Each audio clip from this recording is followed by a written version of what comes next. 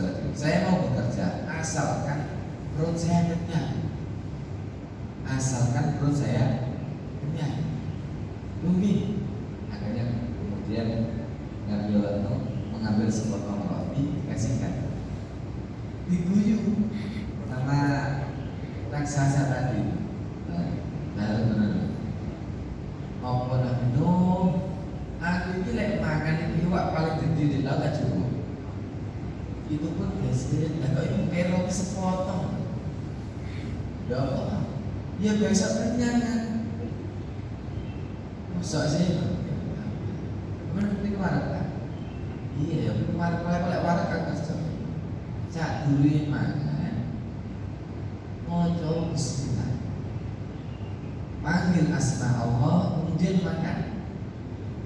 Ini lepas roti tadi dimakan jalan, tapi sebelum makan itu mengucapkan Bismillahirrahmanirrahim. Masya Allah. Itu langsung, nawawi, langsung kenyang. Bahkan roti belum selesai, belum habis, itu udah penuh tadi. Ya apa? Ini nambah saya roti mana? Belum potong. Itu betul-betul juga. Jadi keberkahan itu kemudian bilang si raksasa tadi bingung, kok bisa ya?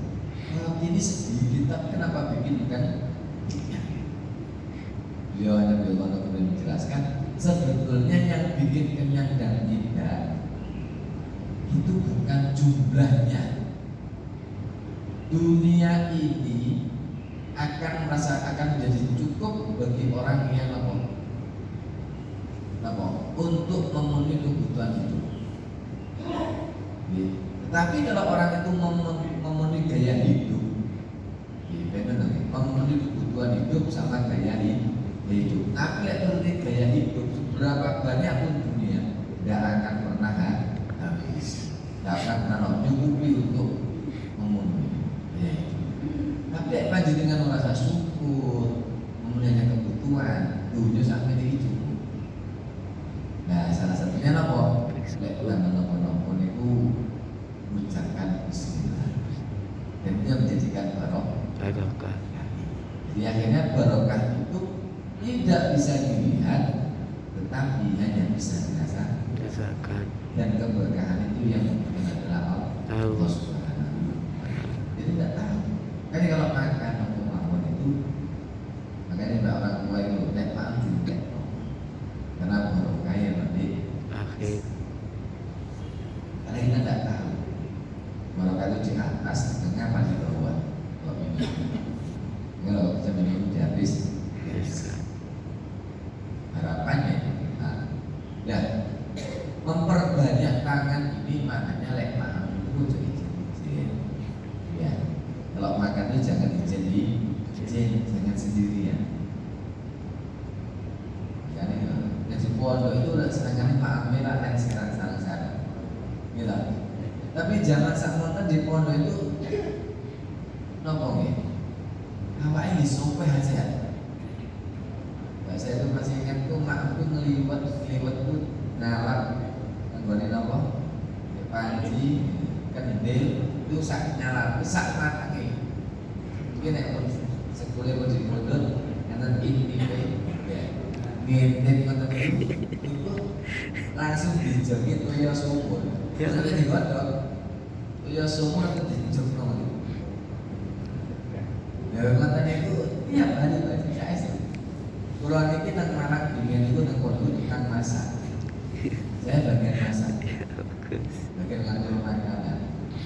Untuk berasnya itu teman-teman dari Malang. Jadi teman-teman tuh saya punya teman tuh dari Malang, Sidoarjo, Surabaya, Pasuruan itu ada 5 anak itu. Jadi kalau makanan tidak pernah kurang. Saya tukang masak, tukang ngaduk. Yang beras anak buahnya, yang sayur itu anak baru. Punya teman tambah kosong tadi. Jadi ada pondok mesti itu apa mas bro? Iwak peringan. Jadi ngatur ini di kawan itu. Jadi kalau dikirim itu saya ngatur sana ngirimannya jangan Jumat ini ya, Jumat depan aja. Ngatur gitu. Jadi dibawakan makanan, saya bukan masak itu. Jadi kalau berbodoh, kalau pakai masak pakai aku. Takal ya. Jadi teman saya kalau Takal. saudara Kandi yang bawa itu bawanya keras. Dia anak pondok tapi masakannya amin apa mewah itu gitu lagi. Takutnya makanya kalau saya katakan anak, ojo niru bapak mulai pondok. Dorong kok ya, kan bapakmu biar masakan.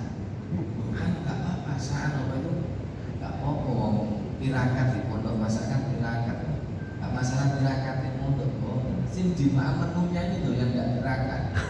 Kenapa sampai saat mau jam tahun makan itu enak loh. Kerang, kupat, dongki.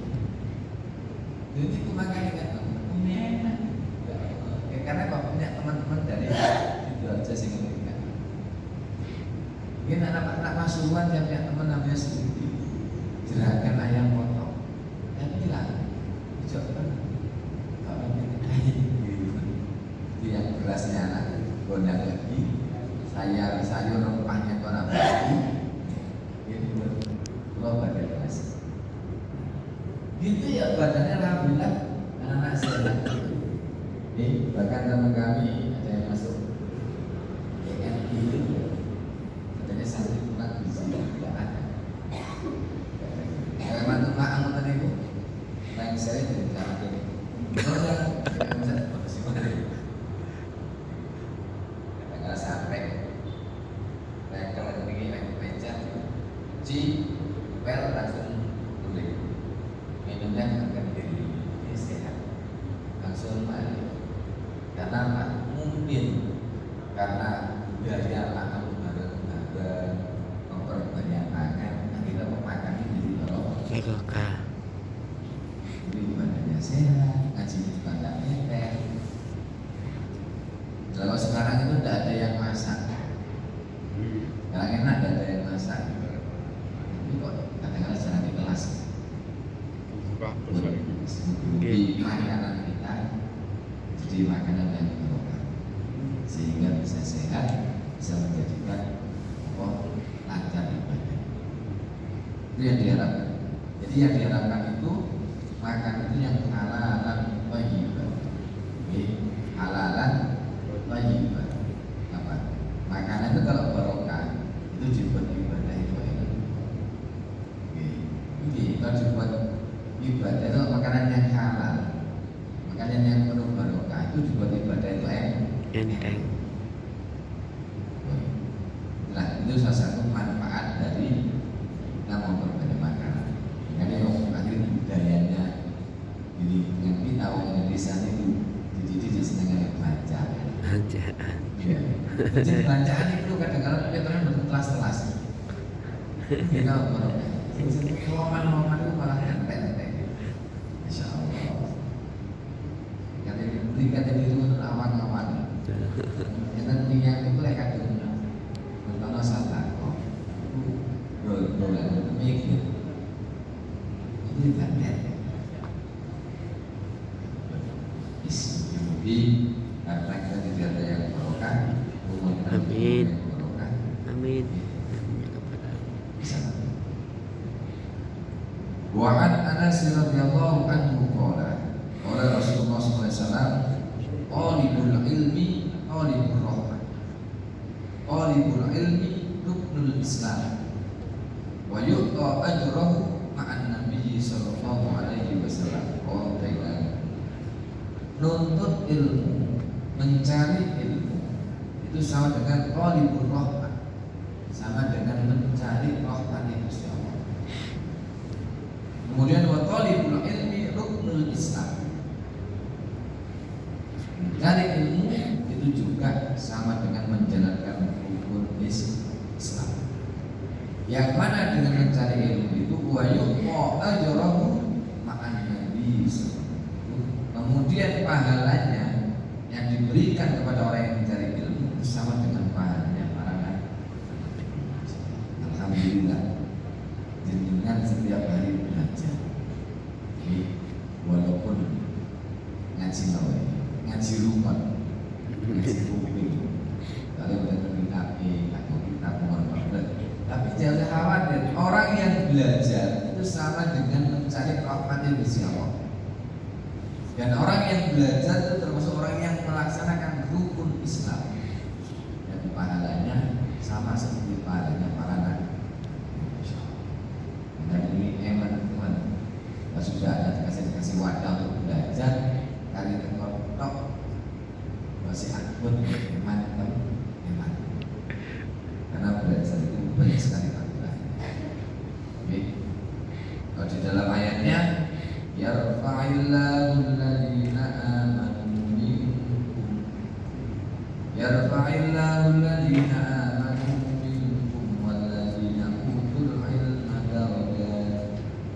Allah akan mengangkat derajatnya orang yang beriman dan orang yang berilmu dapat lebih tinggi satu derajat. Anaknya apa? Orang yang punya iman, orang yang punya ilmu, nilainya akan lebih. Nilainya itu akan lebih. Orang punya ilmu sama tidak punya ilmu, nilainya akan lebih. Jadi kalau memang kerja itu harus ditandai dengan kerja keras. Kalau orang kaya itu harus ditandai dengan kerja keras. Kenapa yang kaya itu kok bukan beli bangunan, kok malah kontrak-kontrak? Gitu. Nah, orang kerja itu kalau harus kerja, orang kaya itu harus dengan kerja keras orang. Kenapa yang antara kuli sama mandornya bayarannya gede mandor? Kok mandornya gak ada kontraktornya gitu? Gede kontraktor. Nah ini loh bedanya itu kalau orang punya ilmu itu dari segi dunia itu udah beda. Gitu. Dengan kan orang kiai mau ilmu yang matang kali setengah matang itu beda. Ilmu yang ngajinya tenanan kan dia. Oh mahal. Ini berubah. Dan yang menjadikan diri kita ini berbeda dengan orang lain itu adalah keimanan kita dan keilmuan. Kayak menungsa ini sami mawon, jenengan kula sami mawon. Sebetulnya mungkin jenengan malah lebih mulia daripada saya. Kenapa? Karena keimanan jenengan lebih hebat. Keilmuan jenengan lebih hebat.